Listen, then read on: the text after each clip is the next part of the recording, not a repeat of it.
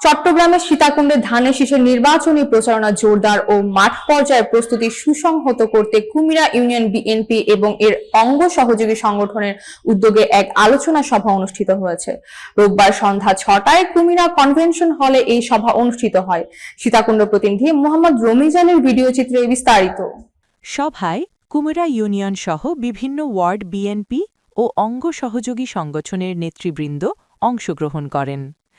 আলোচনা সভার শুরুতে পবিত্র কুরআন তেলাওয়াতের মাধ্যমে সাবেক প্রধানমন্ত্রী ও বিএনপির চেয়ারপারসন মরহুম বেগম খালেদা জিয়ার রুহের মাগফিরাত কামনা করে বিশেষ দোয়া ও মোনাজাত অনুষ্ঠিত হয়।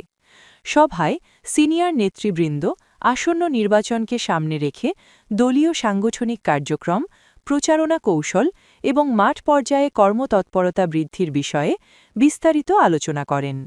বিশেষভাবে চট্টগ্রাম ৪ সীতাকুণ্ড আসনে ধানের শীষ প্রতীকে অধ্যাপক লায়ন আসলাম চৌধুরীর নির্বাচনী প্রচারণা জোরদারের আহ্বান জানানো হয়।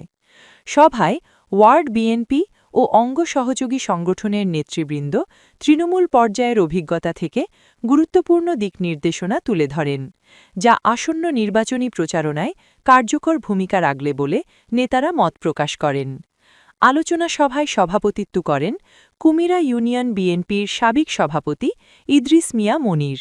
প্রধান অতিথি ছিলেন সীতাকুণ্ড থানা বিএনপির সদস্য আলহাজ এম শামসুদ্দোহা।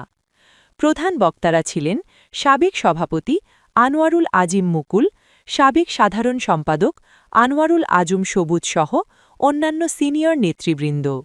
সর্বশেষ বিভিন্ন ইউনিয়ন ও ওয়ার্ড বিএনপি এবং অঙ্গ সহযোগী সংগঠনের নেতাকর্মীরা ধানের শীষের পক্ষে ঐক্যবদ্ধভাবে মাঠে কাজ করার দৃঢ় প্রত্যয় ব্যক্ত করেন।